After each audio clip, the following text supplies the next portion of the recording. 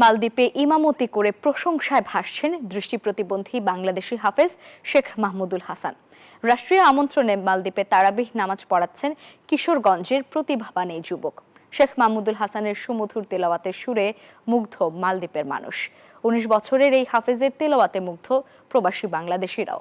মালদ্বীপ থেকে ইমরান তালুকদারের তথ্য ছবিতে দেখুন বিস্তারিত।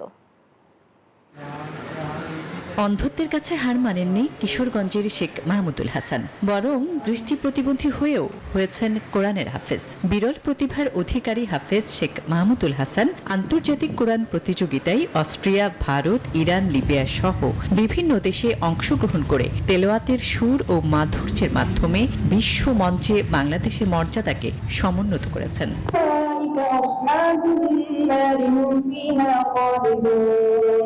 আর এবার রাষ্ট্রীয় আমন্ত্রণে রমজানে মালদ্বীপের একটি মসজিদে তারাবির নামাজের ইমামতি করছেন ১৯ বছর বয়সী এই হাফেজ। সেখানে মুগ্ধতা ছড়াচ্ছেন বাংলাদেশি হাফেজ শেখ মাহমুদুল হাসান। বিরল প্রতিভার অধিকারী এই হাফেজের সুমধুর তেলাওয়াত ও হৃদয় কাড়া সুরে মুগ্ধ মালদ্বীপের মানুষ, মুগ্ধ প্রবাসী বাংলাদেশিরাও।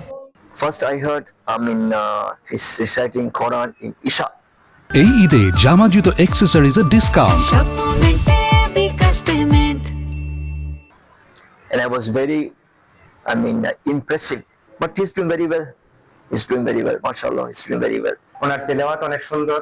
ওনাকে নিয়ে আমরা অনেক গর্ববোধ করি বাংলাদেশিরা। সেজন্য বাংলাদেশ সরকার এবং মালদ্বীপ সরকারকে ধন্যবাদ জানাই। তো 16-17 বছরের ভিতরে আমি কখনো দেখি নাই যে কোন বাংলাদেশ হাফেজ আমাদের এখানে আমাদের নামাজ পড়াতে আজকে সর্বপ্রথম আমি ওনাকে দেখলাম। ভিন দেশের এই দৃষ্টি প্রতিবন্ধীর অর্জন বাংলাদেশের জন্য এক বিরল গৌরব। আলহামদুলিল্লাহ, আমি খুবই আনন্দিত হই, খুবই অনুপ্রাণিত হই যখন নামাজ শেষ হয়, সালাত শেষ হওয়ার পরে আমার প্রবাসী ভাইরা আমার সাথে দেখা করার জন্য ওনারা ব্যাকুল হয়ে থাকে। আমি প্রবাসী ভাইদের ভালোবাসা এবং আচার ব্যবহার দেখে আমি খুবই মুগ্ধ।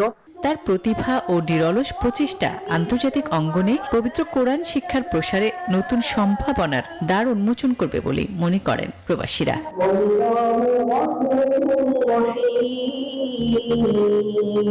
শতভাগ মুসলিম জনগোষ্ঠীর দেশ মালদ্বীপের প্রায় ৪,০০০-এরও বেশি মসজিদ রয়েছে। Desk report, news 24।